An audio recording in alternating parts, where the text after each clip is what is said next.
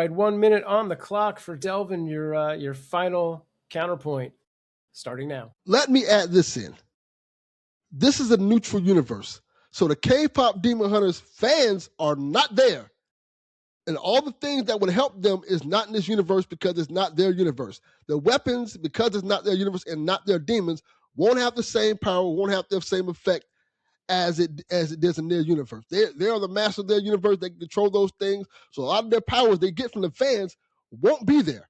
They will be strong. I will say that. They will be strong, but the power won't be there. No, it will be there. The demons and the army of darkness. They will be there. They'll be trounced. They're not going to sit there and watch the demon hunters fight and do their dance. They're going to break them up. They're going to fight them. They're going to disrupt them. They're going to say mean things that's going to hurt them. That's going to affect them mentally. They're going to possess them. They're going to try to rip them apart. Sorry, kids. They're going to do the most vile and disgusting things because, frankly speaking, that's what the army of darkness does. It's vile. It's disgusting. It's brutal. It's shocking. It's funny. But it's also like, in the heart of Evil Dead was a brutal, violent series. This is the lightest one of them. People still got murdered in it. All right, Ray, as always, you have had no counterpoints throughout the show, but you do get the final thought, so whenever you're ready. A lot to say that had to get worked into a small window of time because Delvin was bringing the heat in this episode. Mad respect to you. You were able to rep Army of Darkness and bring in points I was not expecting, so I tip my hat to you.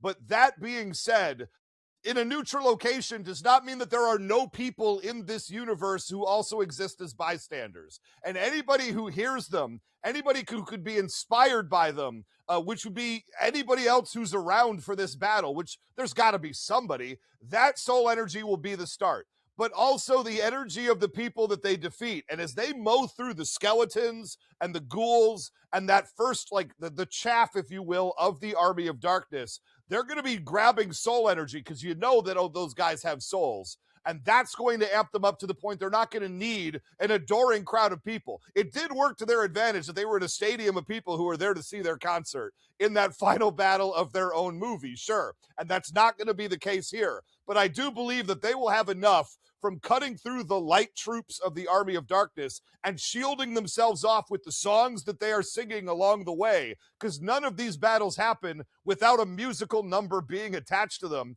And you could make the same argument for Army of Darkness, who played the March of the Dead by Joseph Loduca, one of my favorite movie tracks of all time. Big fan.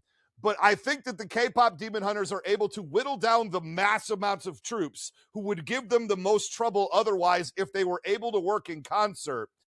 I think they're going to be able to fight them in chunks, whittle them down to by the point that there's only like normal demon-powered ones left and the two bosses. I think they're going to be able to handle that, especially with the amped nature of where they will be with soul energy. Man, those weapons, those moves, I love this movie. I love this battle. I'm excited to have been a part of it.